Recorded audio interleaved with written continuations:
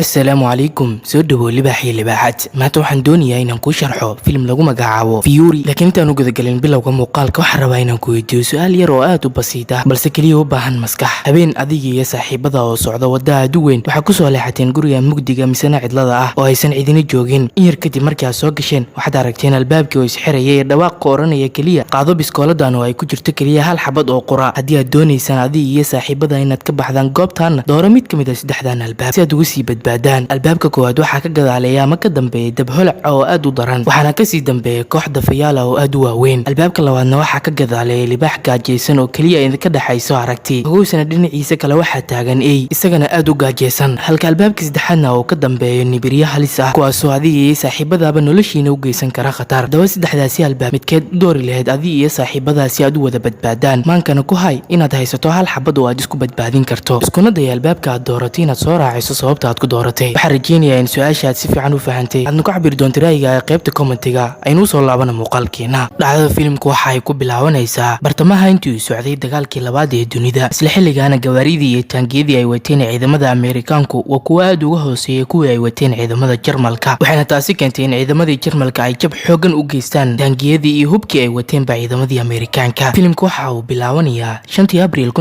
1945 xilli ciidamada Ameerikaanku ay dagaal ku qaadiyeen ciidamadii Naaziga markii uu dagaalka qabowna waxaan aragnaa askari Jarmal ah oo ku socda faras balse sikama gudahooda waxaa ku soo boodaya askari saaran taangi oo Ameerikaan ah waxa lagu magacaabaa Don waana sarkaalkii kaliya ee ka badbaaday dagaalka intaa kadib markii uu dilo askarigii Jarmalka waxa uu iska eegayaa hareerihiisa isla markiina waxa uu ku soo laabanayaa gudihii taangiga mise waxa ku jira askari kale oo isaguna isku dayay inuu hagaajiyo taangigooda si ay dib ugu socodsiiyaan iyagoo waliba aad uga cabsanaya ciidamadii Jarmalka gaar ahaan guuto lagu magacaabo SS oo ah kuwii markii hore Don iyo ciidamadiisaba dhulka la simay in muddo kadib markii ay hagaajiyaan taangiga waxay dib ugu soo noqonayaan saldhigooda Don isla markii uu ka soo dago waxa uu arkayaa qaar kamid ah saaxiibadii oo aad ugu murugaysan jabkii soo gaaray isagii iyo ciidamadii uu watayba balse isagoo aad ugu xun xaaladooda waxa uu u sheegayaa in marnaba aysan dib u milicsan wixii tagay ayna xaaliyan tahay waqtigii ay diyaarsan lahaayeen hubkooda isagoo u sheegaya inay tahay waxa kaliya oo ay doonayaan guul iyo in mar kale ay u aaraan saaxiibadooda intaa kadibna uu isaga tagayaa laakiin isaguna waxa uu imaanayaa meel cidlo ah isagoo ay ka daadanayso ilmo maadaama uu awoodi waayay in ciidamadii uu taliyaha u ahaa uu badbaadiyo waxyar kadibna waxa uu ku soo laabanayaa gudaha saldhigga isla laxadadan isagoo socda bartamaha saldhigga waxa uu arkayaa askari dhalinyaro ah oo lagu magacaabo Norman kaasi oo ka tirsanaa intii yareed ee ka badbaaday ciidankiisa dooniyay saaxiibadii waxa ay dareemayaan in Norman uusan awood u lahayn inuu noqdo askari buuxa yacni aan lahayn awood badan wuxuuna isla markiiba Norman ku amriyaa in biyaha uu saaro kaliya taangiga gudahana uusan ka soo bixin isaga Norman isla markii uu soo galo gudaha wuxuu arkayaa dhiig ka buuxa goobta isla markiina isagoo baxamil karin inuu indhihiisa ku sii eego waxa uu soo baxaya banaanka isla xilligaana Don waxa uu isaguna meelecsanayaa askari Jarmal oo maxaabiis ahaan loo soo qabtay ka oo la soo gelinaya saldhigga Don oo iscelin karin waxa uu isla markiiba ku boodiyaa askarigii maadaama uu ka mid ahaa guutadii dhulka la sintay Don ciidamadiisa laakiin askarkii joogtay goobta ayaa ka celinaysa intaa kadibna Don waxa uu soo aadayaa Norman isagoo u sheegaya inuu is adkeeyo sidoo kalena uu nafta dhaafiyo haddii uu mar qura indhaha saaro askari Jarmal ah khaasatan guutada SS wuxuuna sidoo kale saaxiibadii ku amriyaa in Norman ay ixtiraamaan sidoo kalena ula dhaqmaan sida askarta kale intaa kadibna waxaa loo keenayaa howlgalkii xigay isagoo lagu amriyay in ciidamadiisa ay ka gaarsiiyaan guuta Ameerikaan oo lagu magacaabo Bayki kuwa u diyaarsan in kaliya ay waajahaan ciidamada Jarmalka Don wuu aqbalayaa isla markiina waxa uu cagta saarayaa wadadii si kaliya ay ugu soo argutaan ciidamadii Jarmalka khaasatan guutadii aadka u dhibtay ee SS in cabaara markii uu sii socday Don waxa uu ciidamadiisa ku amriyaa in madaxa ay ka togtaan qof walba ay arkaan wuxuu doonaba ha aadee iyagoon hadal oranna way ka aqbalayaan in cabaara markii ay sii socdeen Don iyo saaxiibadii waxa hal mar jidka u galaya askari Jarmal ah oo ku hubeysan qoryaha noocyadooda aadka u waaweyn isla markiiba waxa uu ka gubayaa taangi iyo xitaa askartii saarneed iyagoo waliba awoodi waayay inay iska damiyaan dabkii ka kacay taangiga ilaa ay ku dhintaan meesha daqiiqada kadib Don iyo saaxiibadii iyaguna waxa ay tooganayaan askarigii isla markiina Don waxa uu soo aadayaa Norman maadaama uu saarnaa garabkii laga soo weeraray yacni jihadii laga soo weeraray isagoo aad ugu qaylinaya inuu isla markiiba ka bedelayaa aagii uu saarnaa intaa kadibna Don iyo ciidamadiisu waxa ay iska sii wadanayaan safarkooda ilaa ay soo gaaraan guutadii Bayk isla markii ay soo galaan xeradii talihii joogay goobta waxa uu Don weydiinayaa halkii ay ka baxeen 10kii taangi ee loo soo dhiibay Don oo la yaaban hadalkiisu waxa uu sheegayaa in kaliya loo soo dhiibay 5 taangi mid kamid ahna jidka lagu cunay yacni dhaxda loo galay lana gubay in cabaara kadibna talihii meesha joogay waxa uu Don tusayaa qorshaha iyo duulaankoodii xigay isagoo u sheegaya inuu doonayay inay soo furtaan qayb kamid ah ciidamo ka tirsan guutadiisa balse ay hareerayeen ciidamada Jarmalka isagoo sidoo kalena aad uga digaya inay iska ilaaliyaan sawaariikhda dhaadheer dheer ay ciidamadu Jarmalka la beegsanayaan taangiyadooda. daqiiqado kadibna Doon waxa uu bilaabayaa in saaxiibadii uu u sharxo howlgalka si ay si degdeg ah meesha uga tagaan. in yar kadib markii ay soo dhaqaaqaan waxa ay soo gaarayaan tuulo yar oo ay ciidamadu Jarmalka dhulka la simeen. isla markii ay tuuladaba cagta soo saaraan waxaa goobtii ka qarxaya dagaal daran ilaa ay soo waajahday Doon iyo ciidamadiisii. mushkiladii uu kala soo dardaarmay taliyahooda iyagoo awood u yeelan waayay inay iska caabiyaan sawaariikhda dhaadheer ee ay wateen ciidamada Jarmalka, balse iyaga oo weli ku adkeysanaya goobta waxa ay bilaabayaan in dhankooda iyagana ay bixiyaan jawaab adag, yacni ay ku ridaan hubkii iyaguna ay wateen. isla xilligaana Norman waxa uu awoodi weynayaa inuu rido xabadihii ka dhacayay taangigiisa maadaama uu aad uga cabsanayay dhawaaqeeda ilaa uu dagaalka ka qabo. Doon iyo ciidamadiisuna ay helaan dhufays ay isku difaacaan. in yar kadibna Doon waxa uu u imaanayaa Norman isagoo mar kale aad u canaananaya una sheegaya inuusan lahayn wax khibrad ah sidoo kalena uusanba u qalmin askarinimo. laakiin Norman oo naftiisa difaacaya mar kale waxa uu ugu jawaabayaa in tani aysan baahayn markiisii hore shaqadiisa. isla waqtigaaba waxaa goobta la keenaya askari Jarmal ah waliba ka tirsan guutadii SS. Doon isla markiiba waxa uu Norman ku amrayaa inuu dilo askariga, laakiin Norman oo cabsanaya uu ka diidaya. Doon oo aad u xanaaqsan mar kale waxa uu bilaabayaa inuu ku qayliyo isagoo waliba aad u garaacaya, wuxuuna ugu hanjabayaa inuu dili doono haddii uusan dilin askariga. balse mar kale Norman isaguna wuu ka diidaya, laakiin Doon markan waxa uu si xoog u qabanayaa gacantii Norman isaga oo ka ridaya xabadii si ay uga taqalusaan askariga. in cabaara kadibna Norman oo weli aad uga fajacsan arrintii waxa uu imaanayaa qaar ka mid ah askartii, balse waxay u sheegayaan inuu iska daayo caadifada sidoo kalena maanka uu ku hayo in Doon agtiisa aan laga qorin wax cabsi ah. iyagoon hadalka dhammaysanna waxaa soo dhexgalaya Doon oo u sheegayay in nus saac kadib ay goobtan ka dhixi doonaan. markii ay soo dhaqaaqaan waxay wadadii ku arkayaan meydad tuban loona dilay si arxandara ah. in cabaara kadibna waxa ay imaanayaan goob magaalo ah oo aad u haawanaysa, yacni aanan cidina joogin, balse mar qura waxay arkayaan oday taagan wadada dhinaceeda. Doon isla waqtigiiba waxa uu soo haadiyaa dhinaca odayga si uu uga helo macluumaad, balse odaygii oonan wax jawaab ah bixinba waxaa laga tooganayaa madaxa. Doon iyo ciidamadiisu waxay dareemayaan in la joogo goobta, waxayna daqiiqadiiba bilaabayaan dagaal ilaa xitaa ay dumiyaan guryihii ku yaalay goobta. in cabaara kadib markay xabadu istaagto waxa ay isku fidinayaan magaalada oo idil iyaga oo goob u baaraya magaaladii oo idil, laakiin mar kale haddana waxaa lagu bilaabayaa rasaas iyo toogasho. laakiin Doon iyo saaxiibadii iyaguna waxay dhulka la simeeyeen aaggii ay ka socotay xabadda ilaa ay ka yaraato toogashadii. isla xilligaana ciidamada Jarmalka oo jabay waxa ay isku dayayaan inay goobta uga cararaan lugtooda, balse Doon oo aan ka muuqanin wax jixinjixa waxa uu ku bilaabayaa rasaas ilaa uu wada dilo dhammaantood, halka kuwii kale ee soo haran ay soo dhiibaan iyagoo weliba wata caruurtoodii iyo dumarkooda. isla waqtigaana Doon oo doonaya inuu iska cafiyo mar qura waxa uu arkayaa askari ka tirsan ururka SS isagoon meel kale eegin waxa uu shabaq uga dhigayaa xabad. intaa kadibna isaga iyo Norman waxa ay soo galayaan gurihiisa ay isaga baaraan oo ay ugu raadiyaan inay ku jiraan askar Jarmal ah iyo kale. isla laxdada mid ka mid ah gurihii Doon waxa uu ku dhex arkayaa gabar kaligeed ah, isla markiiba waxa ay u sheegaysaa in cidina aysan la joogin. Doon aan rumaysanin hadalkeeda waxa uu sii baariyaa guriga ilaa uu ka soo saaro gabar kale. isla markiiba waxa uu bilaabayaa inuu aad ugu qayliyo, laakiin gabadhu waxa ay u sheegaysaa kaliya in isaga ay ka cabsanaysay. Doon oo aan hadal kale oran uu ka tagayaa si qaybaha kale ee guriga uu baaro. in cabaara kadib markii uu ka waayo ruux kale waxa uu ka codsanayaa inay u keento biyo kulul si uu u karsado isagoo u sheegaya inuusan in muddo ah wax cunin. intaa kadibna gabdhihii waxay bilaabayaan inay u soo kariyaan cunno, balse mar qura waxay ku soo jeesanayaan Norman oo si tartiib ah u garaacaya piano. intaa kadibna gabdhuhu markii ay diyaariyaan cunnadii si degdeg ah waxa guriga u soo galaya Doon ciidamadiisu aad u qoslaya. waxa uu sheegayaa marka horeba in qofna uusan u dhawaan karin gabdhaha haddii kalena uu cadcad u jari doono jirkiisa. isla laxdadana waxaa guriga u soo galaya askari u sida waraaqad. Doon isla markiiba waxa uu dareemayaa inay ka socoto taliyihii Baker kaasi oo u sheegay in goobta ay si degdeg ah isaga tagaan intaysan ciidamadu Jarmalka goobta soo gaarin. laakiin intuusan dhammaynin qoraalka waxaa meesha ka dhacayaba duqeyn ay wadeen diyaaradihii ciidamada Jarmalka, waxayna laanayaan baditaankeedii iyo askartiiba iyaga oo sidoo kale dhulka la siimaya dhismayaashii. waxyar kadib markii ay istaagtay duqeyntii Norman waxa uu ku soo cararayaa goobtii ay degnaayeen gabdhaha, balse mar qura waxa uu dareemayaa in ciidamadii Jarmalka ay dhulka la simeen. isla markiiba waxaa galaysa murugo wuxuuna bilaabayaa inuu ilmeeyo, laakiin Doon waxa uu sheegayaa inuu iska daayo calool jilaaca. yar kadibna waxay ka soo tagayaan goobtii, laakiin intii ay dhex sii socdeen waxaa mar kale qabsanaya dagaal culus ilaa mid ka mid ah taangiyadoodii dagaalka la gubo, halka Doon iyo saaxiibadii iyaguna ay isdhiiriyaan oo ay markoodana ridaan hub aad u culus si ay ugu harsadaan ciidamadii kale, laakiin uma aysan suuragelin maadaama laga casriyeysnaa. waxayna mar kale ciidamadii Jarmalka dhulka la simiyaan laba ka mid ah saddexdii taangiye ay wateen Doon, taasi oo ka dhigan in Doon ay u soo hartay kaliya taangigii oo isaga laftirkiisa saarnaa ilaa markii dambe tiisii xitaa uu soo gaaray jug. isla xilligaana ciidamadii Jarmalka iyagoo doonayay in mar qura ay soo eegaan taangigii Doon si ay u dhamaystiraan waxa gudaha ku jira waxay u soo degayaan banaanka, balse mar qura Doon waxa uu ku dilayaa biskooladiisa. intaa kadibna Doon iyo intii badbaaday waxay dareemayaan qusasho maadaama markaan aad loo laayay aadna loo gubay taangigooda, laakiin Doon waxa uu soo degayaa dhulka si uu u eego taangiga haddii ay ku socon karaan iyo in kale. nasiib wanaag waxay awoodayaan inay inay dhaqaajiyaan kuna sii socdaan wadadii, balse cabaara kadib waxaa haddana la kacaysa miino taasi oo sababtay in siligii taangiga uu jabo kana dhigan inuusan lahayn rajo dambe oo dhaqaaqid ah. isla markiiba waxa ay usoo dhaadhacayaan banaanka. Don waxa uu Norman iyo saaxiibkiisii Garay ku amriyaa inay soo eegaan guri ku yaalay meel u dhow maadaama uu dareensanaa in kamiinkan kaliya ay u dhigeen ciidamadii Jarmalka. Norman iyo Garay markii ay soo galaan gudaha waxa ay ogaanayaan inay ahayd meel hospitaal ah oo ay yaalaan meydadkii ciidamada Jarmalka. intaa kadibna Don mar kale waxa uu Norman ku amriyaa inuu ilaaliyo una soo sheego haddii lagu soo wajahan yahay dhinacooda iyo in kale. waqti yar kadibna Norman waxa uu milicsanayaa koox ciidamada Jarmalka ah oo aad u hubeysan. isla markiiba waxa uu doonayay saaxiibadii u sheegayaan in lagu soo socdo. saaxiibadii isla markiiba waxa ay u sheegayaan inay ku cararayaan goobta si ay noloshooda u badbaadsadaan, laakiin taa Don wuu ka diidayaa isagoo u sheegaya in halkan uusan ka tagaynin. saaxiibadii oo aad ula yaaban hadalkiisa oo ay ka diidayaan iyagoo u sheegaya inaysan haysanin waddo kale oo ay ku baxsadaan, laakiin Don waxa uu ku adkeysanayaa go'aankiisa isagoo mar kale aad uga diidaya. wuxuuna u sheegayaa in iyaga iska baxaan balse isaga keligii uu waajihi doono. saaxiibadii markii ay ogaadaan in arrintu ay ka tahay dhab waxa ay iyaguna go'aansanayaan inaysan ka tagin. intaa kadib waxay bilaabayaan in ciidamadii ay u dhigaan khido iyagoo soo qaadaya meydadkii ku jiray isbitaalka una gelinaya dharkooda, halka sidoo kalena ay dib ku shidayaan qaybta sare ee taangiga si ay ciidamadii Jarmalka u maleeyaan inay ahaayeen qayb ka mid ah ciidamadii iyaga laga dilay, halka iyagiina ay soo galayaan qaybta hoose ee taangiga. cabaara kadib markii ay u soo dhawaadaan mid ka mid ah ciidamadu waxa uu soo aadayaa dhinacii taangiga si uu u baaro, balse markii uu furo albaabka Don waxa uu ku dhufanayaa xabad iyagoo intaa kadibna laynaya kooxdii taagnayd taangiga agtiisa ilaa goobta uu ka dhaco dagaal. ciidamadii Jarmalkuna ay goobta ka cararaan. isla xilligaana Don iyo saaxiibadii iyaguna waxay adeegsanayaan hubkii ku xirnaa taangiga iyagoo bilaabaya in meel kore ay ka toogtaan raggii ilaa markii dambe uu ka dhamaaday rasaasta. intaa kadibna iyagoo doonayay inay gishtaan rasaas kale waxaa milicsanaya qayb ka mid ah ciidamadii Jarmalka, waxayna ku bilaabayaan rasaas aad u kulul ilaa mid ka mid ah ay ku dhacday saaxiibkoodii Garay kaasi oo isla markiiba ku dhintay meesha. intaa kadibna ciidamada Jarmalka waxa ay sii wadayaan rasaasta iyagoo aanan kala joojinaynin ilaa markii dambe ay haleesho ay ku dhacdo Don kaasi uu soo gaaray dhaawac, wuxuuna ku dhacayaa gudaha taangiga. isla markiiba waxaa arkaya Norman oo aad ugu cudur daaranaya maadaama uu ka difaaci waayay xabadda isagoo u sheegaya inuu isku dhiibayo ciidamada Jarmalka, laakiin Don oo weli dhaawaca uu ka diidaya, wuxuuna u tilmaamayaa haddii ay qabtaan ciidamadaasi in si xun ay u ciqaabi doonaan, wuxuuna kula talinayaa inuu ka baxsado qaybta hoose ee taangiga si uu u sii badbaadsado noloshiisa. laakiin Don markiiba waxa uu soo dhawaanaya askari Jarmal ah balse aanan wadanin wax xub ah. markii uu arko isagoon la hadlin uu isaga tagayaa. intaa kadibna goobtii waxaa daboolaya mugdigii habeenka. subaxii markii uu dilaaco Norman waxa uu ku soo noqonayaa isla meeshii, laakiin waxa uu milicsanayaa Don oo meyd ah. isla laxdadaana waxa uu dareemayaa dhaqaaq ka socda qaybta sare ee taangiga. waxa uu soo aadayaa dhinacii dhaqaaqa isagoo wato biskoolad, laakiin mar qura waxa uu ka war helayaa in goobta ay yimaadeen ciidamadii Ameerikaanka si ay u badbaadiyaan, waxayna ka soo saarayaan taangigii. filimkan waxa uu soo dhamaanayaa iyadoo Don iyo ciidamadii Mareykanka uu halkaa ku soo gaaray jab aad u daran.